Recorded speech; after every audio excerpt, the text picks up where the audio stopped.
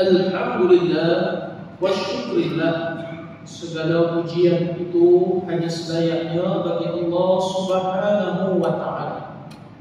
Selawat dan salam marilah sama-sama kita sampaikan bagi junjungan besar baginda Nabi Muhammad sallallahu alaihi wasallam wa ajma'in, dan kepada seluruh ahlul bait yang berbahagia, yang dirahmati, yang dimuliakan, kepada seluruh barisan kepimpinan ahli jawatan kuasa masjid, barisan-barisan guru, para imam, hadirin muslimin, muslimat, ibu-ibu, ayah-ayah yang dikasihi lagi disegani oleh Allah Subhanahu wa ta'ala sekalian.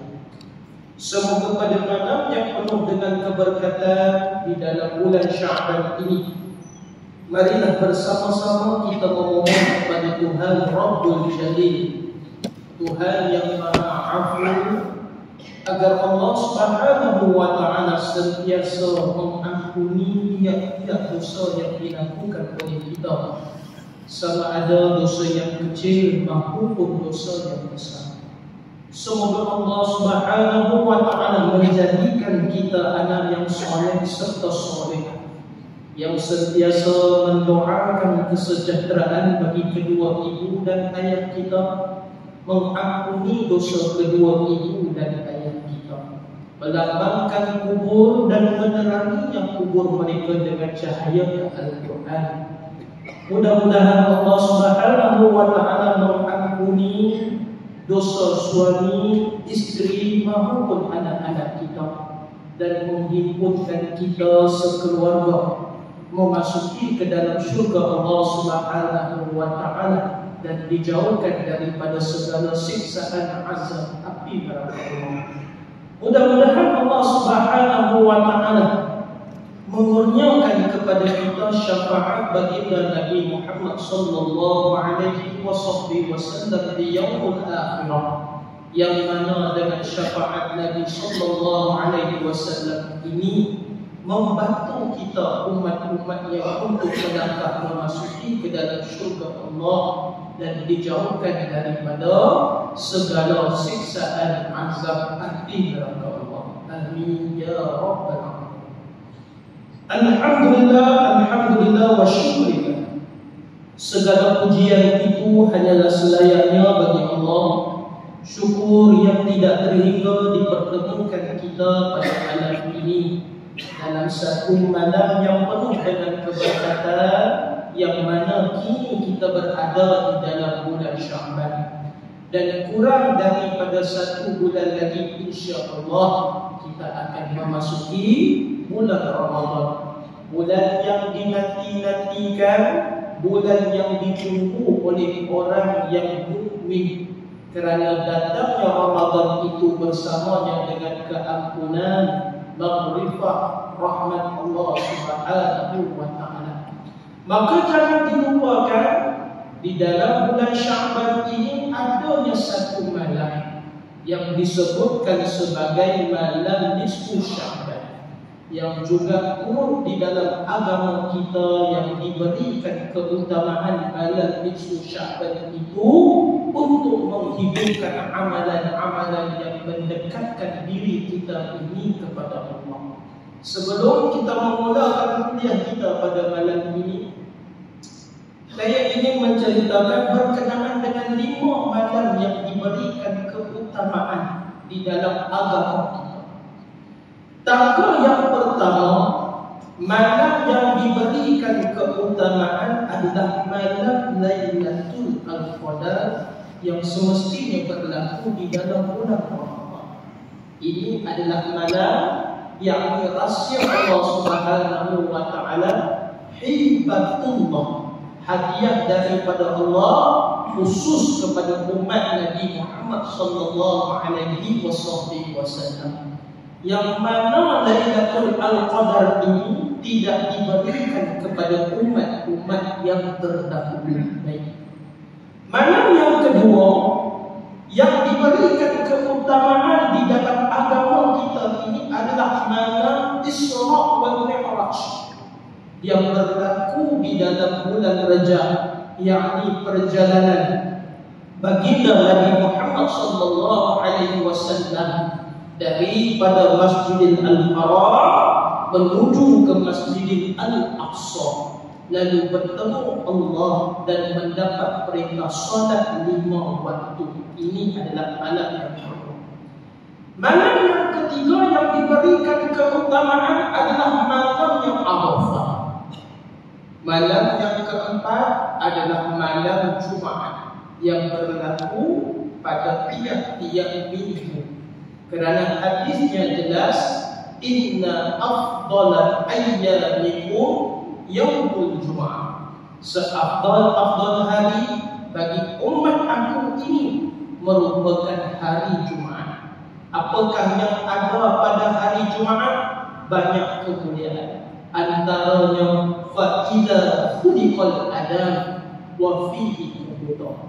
Allah menciptakan Nabi Adam alaihissalam itu pada hari Jumaat, dan pada hari Jumaat jugalah Nabi Adam alaihissalam ini diwafatkan Allah.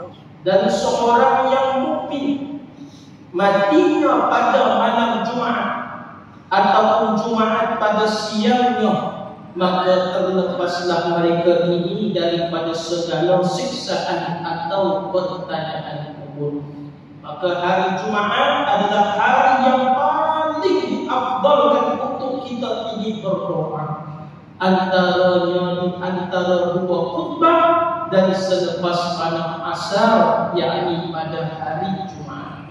Kemuliaan yang ada pada hari Jumaat itu yang tersendiri. Dan sudah pasti yang kelima, malam yang diberikan keutamaan adalah malam nisfu Sya'ban, yang berlakunya pada pertengahan bulan Sya'ban.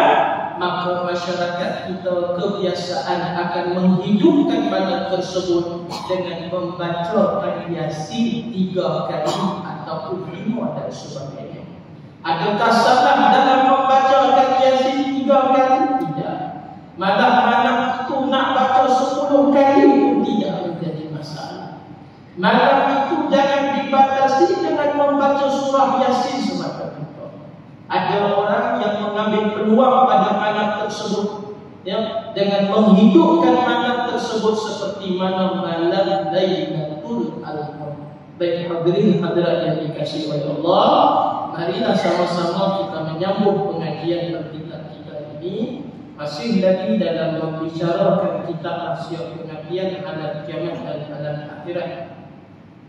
Dan kita telah pun mendengarkan berkenaan dengan kisah kewafatan baginda Nabi Musa alaihi wassalam. Dan malam ini kita mendengarkan satu peristiwa yang berlaku pada zaman baginda Nabi Muhammad sallallahu alaihi wasallam, yang menyebabkan Nabi sallallahu alaihi wasallam ini menitiskan air mata. Bismillahirrahmanirrahim. An Jabir bin Abdullah qala akhadha an-nabiy sallallahu alaihi wasallam bi yadi Abdurrahman ibn Auf fantalaqa bihi ila ibnihi Ibrahim fawajadahu yajudu bi nafsihi fa'akhadahu an-nabiy sallallahu alaihi wasallam فوضعه في هجره فبكى فقال له عبد الرحمن يا رسول الله أتبكي أولم تكن نهيت عن البكاء؟ قال رسول الله صلى الله عليه وسلم لا ولكن نهيت عن صوتين أحمقين فاجرين صوت عند مصيبة خمش وجوه وشق جيوب ورنة الشيطان وفي الحديث كلام أكثر من هذا. Hadis ini bertaraf hasan sahih, yang bermaksud daripada Jabir bin Abdullah, suatu hari telah berlaku musibah kepada baginda Nabi sallallahu alaihi wasallam. Apakah musibah? Ujian. Apakah yang pujian itu bala? Apakah yang dikatakan bala itu yang memberikan kedukaan, kesedihan kepada baginda Nabi Muhammad sallallahu alaihi wasallam? Tidaklah seorang mukmin itu tidak dipuji oleh Allah Subhanahu wa taala. Dan manusia di atas dunia ini yang semestinya asyaddu bala, makna yang ditimpakan dengan ujian yang berat adalah al-anbiya. Ayyuhan nasi asyaddu bala ya Rasulullah. Ya Rasulullah, siapakah atas dunia ini manusia yang ditimpakan dengan ujian yang berat? Maka jawab Nabi sallallahu alaihi wasallam, al-anbiya, nabi-nabi Allah Subhanahu wa taala. 124.000 nabi, semua mereka ini dipuji oleh Allah. 313 daripada mereka ini rasul, mereka dipuji oleh Allah. Ada mereka yang dipuji dengan istrinya sendiri, ya, yang tidak beriman apa yang dibawa oleh Nabi itu sendiri. Ada Nabi alaihi salam yang dipuji dengan tiadanya zuriat dalam satu tempoh yang lama, ya. Ada Nabi Allah Subhanahu wa taala yang dipuji dengan apa ni?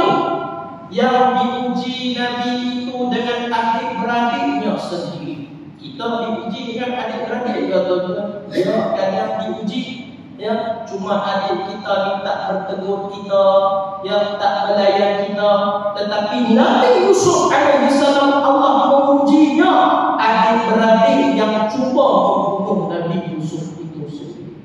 Dan sudah semestinya tanda yang pertama manusia yang berat dipuji adalah baginda Nabi Muhammad sallallahu alaihi wasallam. Dan kita tak akan mampu duduk sejenak di tempat Nabi sallallahu alaihi wasallam. Takkan mampu.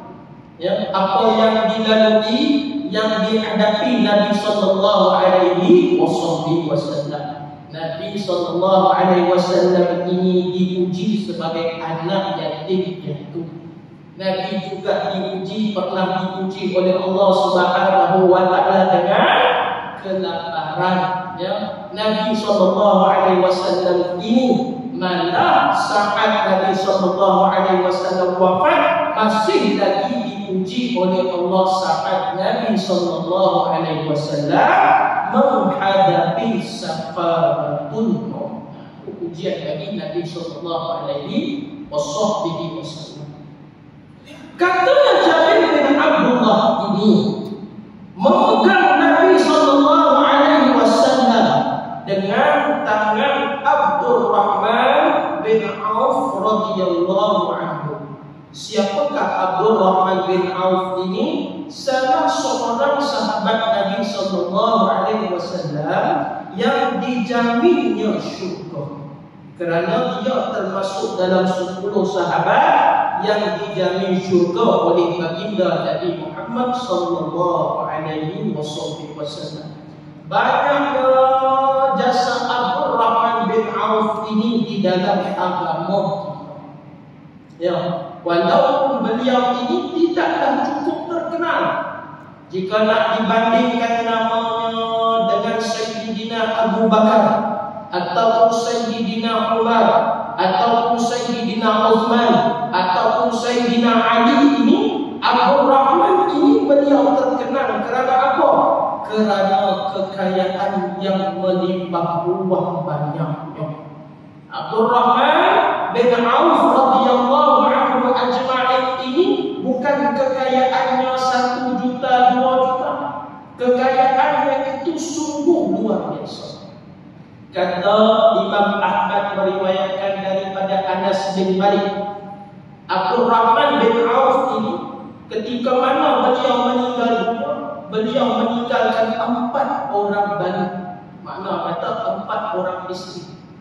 Maka keempat orang isteri Abdurrahman bin Auf ini, sewaktu mana Abdurrahman bin Auf meninggal dunia, masing-masing mendapat bahagian 100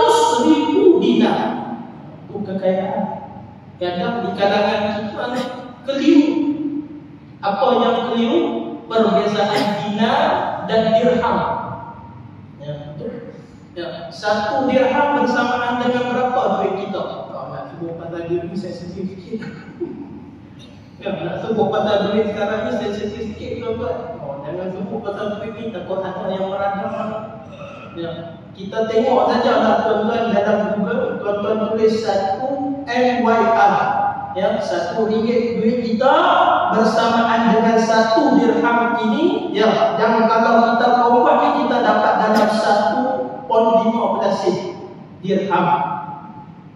Kalau kita tukar dengan dinar, dinar ni mana negara yang menggunakan mata wang dinar? Contohnya seperti mana negara Kuwait yang menggunakan dinar. 1 dinar bersamaan dengan 15 ringgit duit kita. Contohnya tuan-tuan, contohlah. Ni saya kata ni secara rawak je. Kalau tuan-tuan nak tengok dengan lebih dalam, boleh tengok Google. Ya, tu duit dinar dan dirham itu berbeza. Maka ketika mana Abdul Rahman bin Auf dia meninggal dunia, dia meninggalkan harta yang sangat banyak. Sehingga mana setiap baru Abdul Rahman bin Auf ini mendapat 100,000 dinar. Jika kita bahagikan dengan duit kita sekarang ini, satu isteri Abdul Rahman bin Auf ini dia dapat dalam 70 juta. Ya, kalau ikut ni yang dikatakan kekayaan Abdul Rahman bin Auf. Berapa ramainya anak Abdul Rahman bin Auf? Beliau mempunyai 30 orang anak. Masya Allah, ya. Ramainya anak Abdul Rahman bin Auf. 20 anak lelaki, 10 anak perempuan. Ini yang dikatakan kekayaan yang begitu masyhur yang dimiliki oleh Abdul Rahman bin Auf. Maka antara jasa Abdul Rahman bin Auf ini perlu kita ingat hadirin hadirat, sewaktu mana pemilihan di antara Khalifah Sayyidina Uthman dan Sayyidina Ali radhiyallahu anhu ajma'in. Tatkala Sayyidina Umar Al-Khattab radhiyallahu anhu ini dinikah dalam satu peristiwa suruh. Siapakah yang menikam Sayyidina Umar? Abu Lu'lu'ah, ya, yang menikam Sayyidina Umar ketika mana Sayyidina Umar menjadi imam. Maka Sayyidina Umar dia tidak nanti serta-merta, akan tetapi beliau masih lagi bertahan selama beberapa hari. Ya, 3-4 hari selepas mana ditikam, lalu Sayyidina Umar menghembuskan nafas yang terakhir. Di antara 3-4 hari yang dimiliki oleh Sayyidina Umar, beliau melakukan banyak perkara yang penting.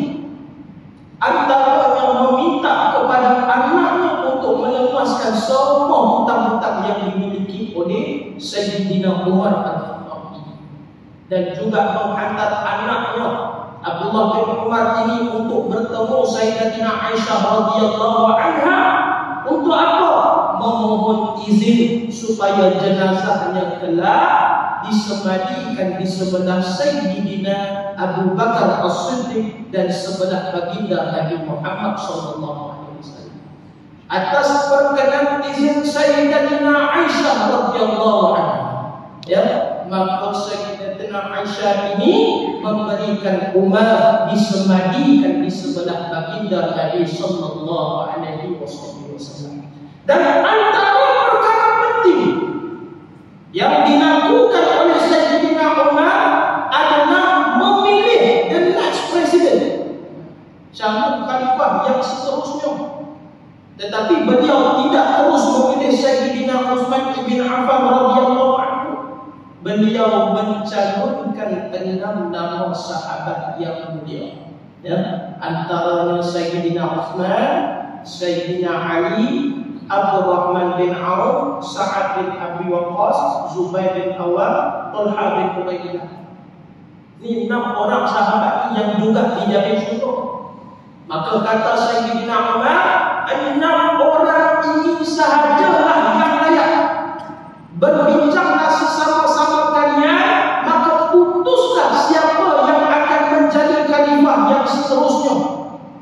Sedangkan Sayyidina Umar dia ada pilihan. Apakah pilihan Sayyidina Umar? Beliau memilih Abdul Rahman, adakah kamu sanggup sekiranya aku menyerahkan jawatan khalifah kepadamu? Maka kata Abdul Rahman bin Auf, wahai Umar, adakah kamu mencalonkan aku menjadi khalifah ini telah didengari oleh orang-orang yang lain? Ataupun ada tak orang lain yang bersetuju dengan cadangan kamu ini? Maka kata Sayyidina Umar, tidak. Dia giling kepala. Kerana dia secara verbal saja, makna kata secara kata, wahai Abdul Rahman, kamulah yang seterusnya menjadi khalifah.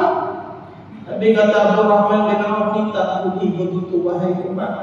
Ya, kerana jawapan ini adalah jawatan yang begitu tinggi. Ketika mana dicalonkan 6, maka 4 tarik diri daripada itu. Termasuklah yang menarik diri ini Abdul Rahman bin Auf. Maka tinggallah 2 nama sahabat, Sayyidina Utsman dan juga Sayyidina Ali bin Abi Thalib radhiyallahu anhu ajma'in. Bagaimana pemilihan dilakukan? Adakah dengan melobi nama-nama mereka? Ataupun dipasangkan sepanduk undilah saya calon sekian. Tidak, ya. Semuanya pergi kepada Abdul Rahman bin Auf radhiyallahu anhu ajma'in untuk membuat keputusan, kerana keputusan Abdul Rahman itu tepat. Apa yang dilakukan oleh Abdul Rahman? Berulangnya 3 hari itu Abdul Rahman bin Auf ini istiqamah, memohon kepada Allah tanpa henti.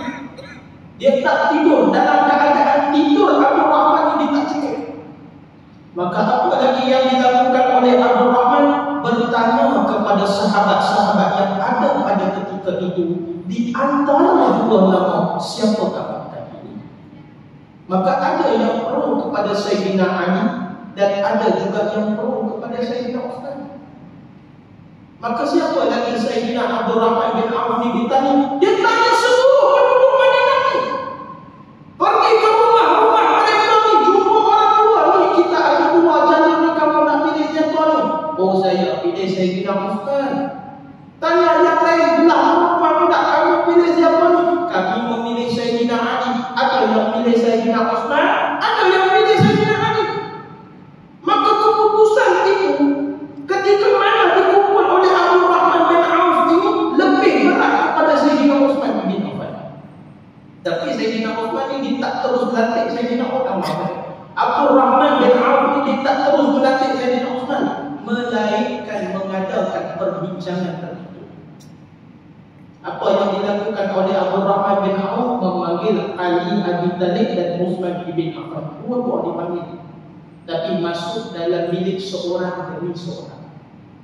Mula panggil Sayyidina Utsman, wahai Utsman, adakah kamu bersetuju sekiranya aku melantik Sayyidina Ali ini untuk menjadi khalifah yang seterusnya?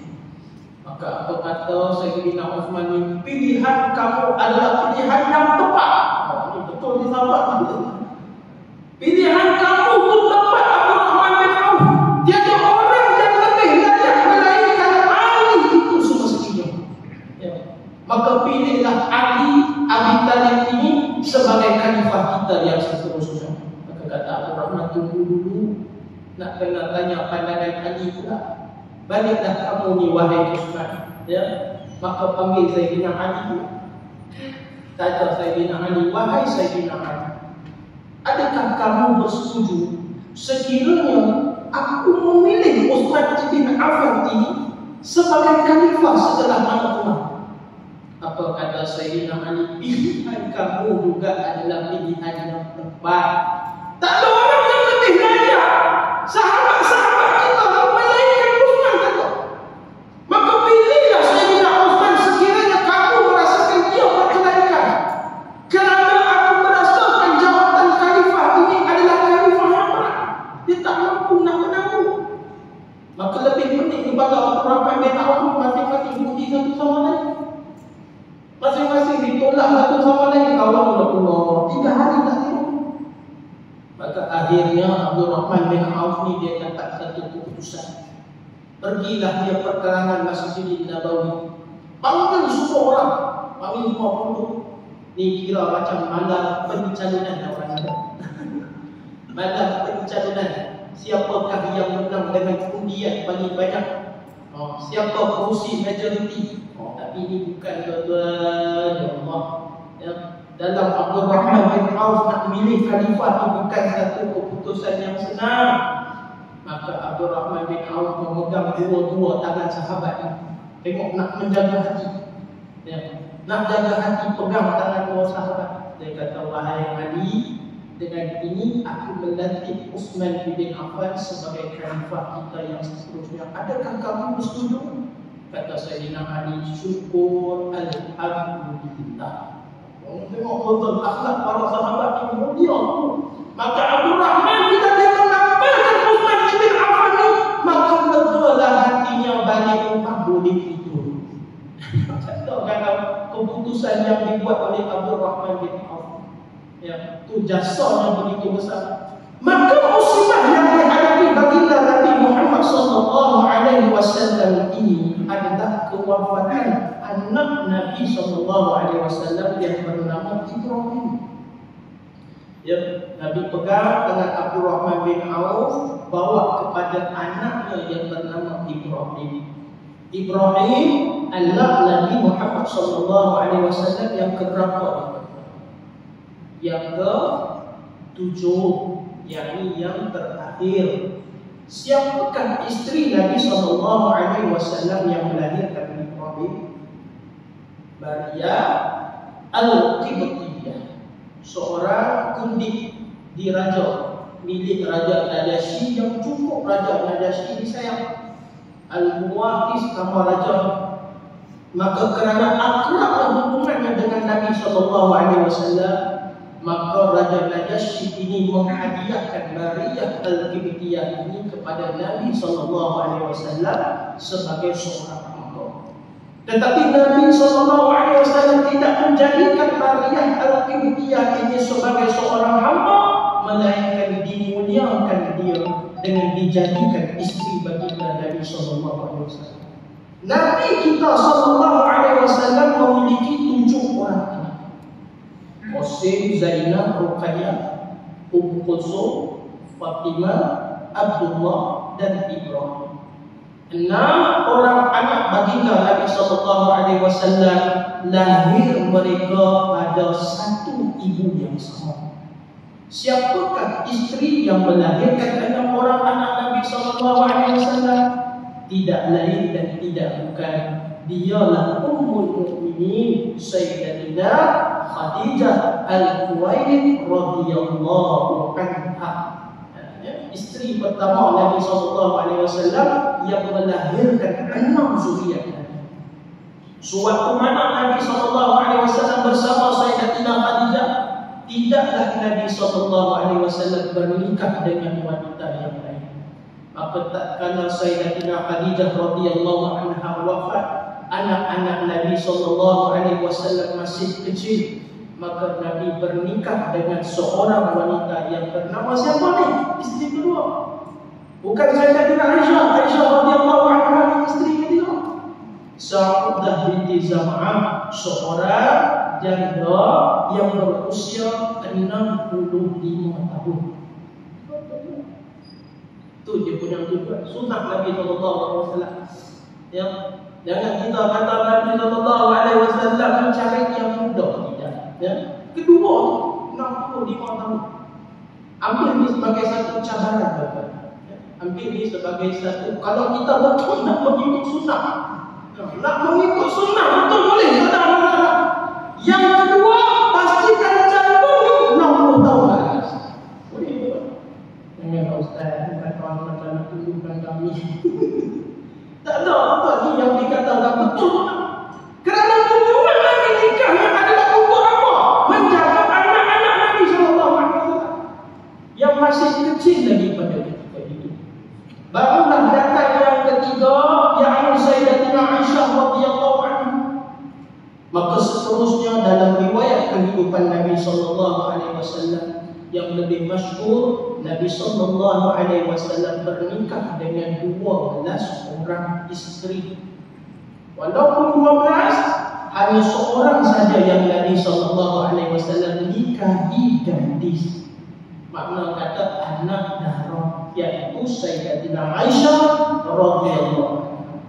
Yang lain isteri-isteri baginda Nabi sallallahu alaihi wasallam, mereka adalah baru dan mereka juga adalah janda. Apabila baru dan janda, baru adalah seorang wanita yang meninggal suaminya. Janda adalah seorang wanita yang ditinggalkan oleh suaminya. Itu perbezaan. Hadirin hadirat yang dikasihi oleh Allah Subhanahu wa taala. Maka lahirnya Ibrahim ini daripada seorang isteri Nabi sallallahu alaihi wasallam yang bernama Maryam Al-Qibtiyah. Ya, tetapi hayat Ibrahim ini tidak panjang. Seperti mana anak-anak lelaki Nabi sallallahu alaihi wasallam, Qasim, Abdullah dan juga Ibrahim ini, mereka meninggal dunia pada usia yang sangat muda. Ya. Tiada di kalangan 7 orang anak Nabi sallallahu alaihi wasallam ini, tuan-tuan, yang hidup mereka sampai ke tua. Maksud tua di sini 40, 50, 60 tahun tidak.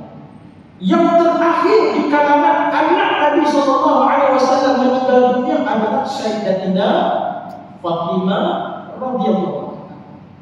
Yang wafatnya Sayyidatina Fatimah pada bulan Ramadan. Ya, pada bulan Ramadan pada usianya 24 tahun. 6 bulan setelah mana kewafatan baginda Nabi sallallahu alaihi wasallam. Hebatnya ujian Nabi. Ketika mana dikurniakan dengan 7 orang anak, 6 orang anak Nabi sallallahu alaihi wasallam meninggal. 6/7. Nabi tidak diuji oleh Allah dengan kehilangan seorang anak. Kita ya, jika kita dikurniakan oleh Allah Subhanahu wa taala anak, adakah di kalangan kita kehilangan anak? Mungkin ada. Seorang, 2 orang. Hakikatnya, apabila anak yang kita miliki ini meninggal dunia, adakah seorang ibu dan anak akan berduka cita? Pasti. Walaupun anak itu datangnya sebagai persinggahan yang sementara. Contoh, anak itu lahir, tak ada hidup 1 hari, ya, hanya hidup separuh daripada hari lalu meninggal dunia. Sedih ibunya, sedih sang ayah, kerana anak ini dikandung 9 bulan 10 hari.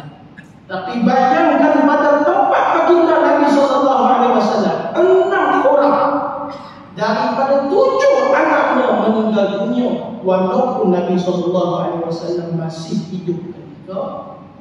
Itu hebat ujian Nabi sallallahu alaihi wasallam.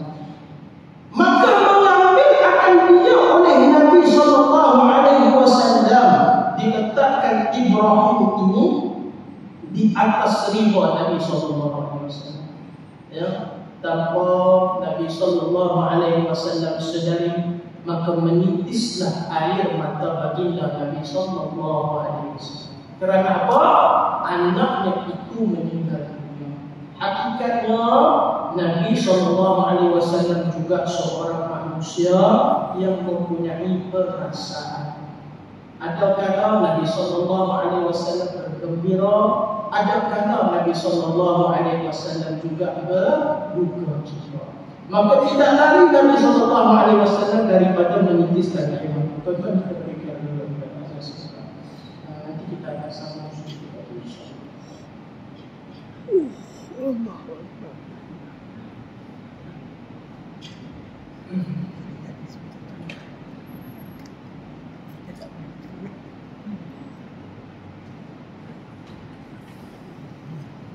Maka yang ketiga itu adanya Abdurrahman bin Auf radhiyallahu anhu. Maka Abdurrahman bin Auf ini melihat Nabi sallallahu alaihi wasallam menangis. Maka berkatalah Abdurrahman bin Auf, ya Rasulullah, atabki awalam takunna haidam adil bukai. Ya Rasulullah, mengapa engkau menangis? Ya, ini pertanyaan Abdurrahman bin Auf. Ya, mengapa engkau menangis ni wahai Rasulullah? Bukankah engkau ada menegahkan kami ini daripada tangisan? Ya, bukankah engkau ada menegahkan kami ini daripada tangisan? Sebab turunnya hadis sebelum ini daripada Umar bin Al-Khattab radhiyallahu anhu.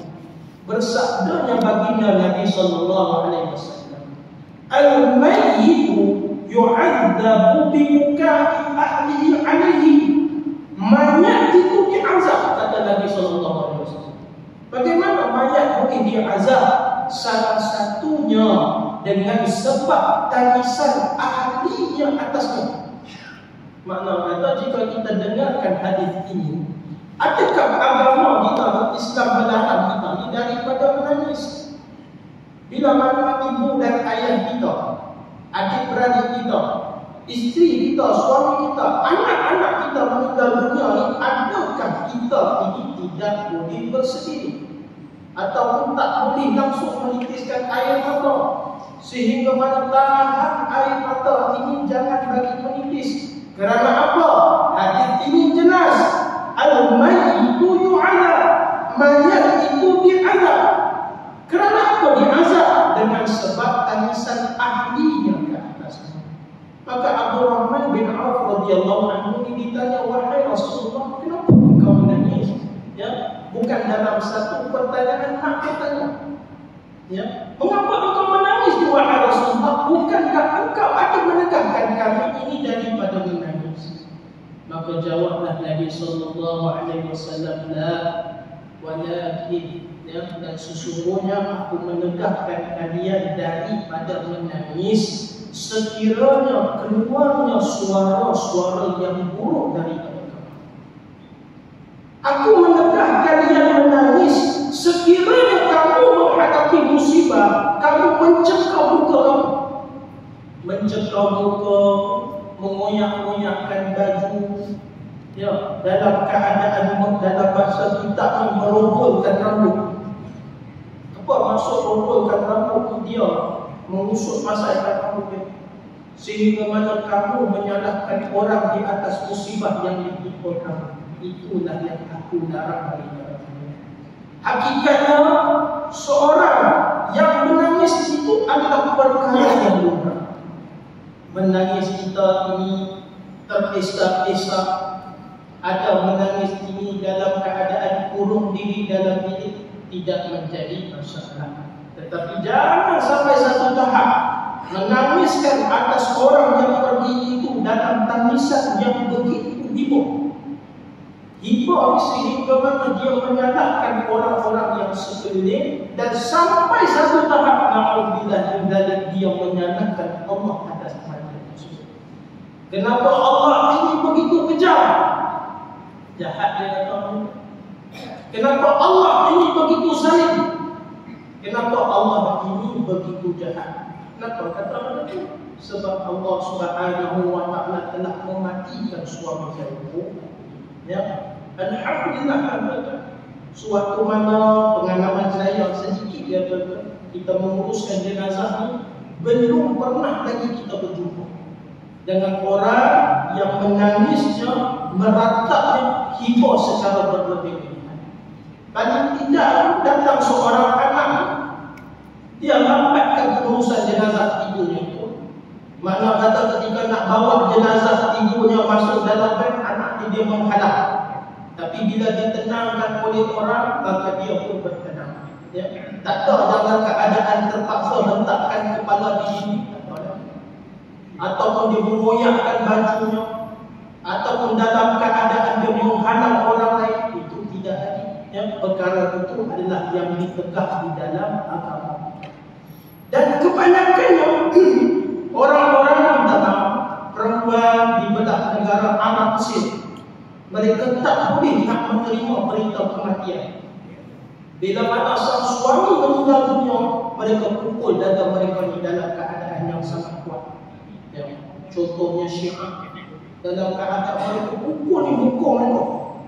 Ya, tambah muka mereka ni. Kalau India apa lagi mereka? Ya, sampai kan tak kepala di dinding keluar dalam. sebabkan suami, istri, anak-anak meninggal dunia. Sedangkan perkara itu adalah yang sangat ditegak di dalam agama. Ya, hadirin-hadirat yang dikasihi oleh Allah, maka hakikatnya perlu kita mengakui kematian itu adalah sesuatu yang pasti berlaku kepada kita semua. Ya. Dan semua milik kita atas dunia ini adalah pinjaman Allah. Suami, istri, anak-anak, harta benda kita mana sekalipun adalah semua yang milik Allah. Maknanya bila milik Allah Subhanahu wa taala ini, bila sampai satu masa telah ditarik pinjaman ini, maka bertabahlah dan redha di atas setiap ujian yang ditimpa oleh kita.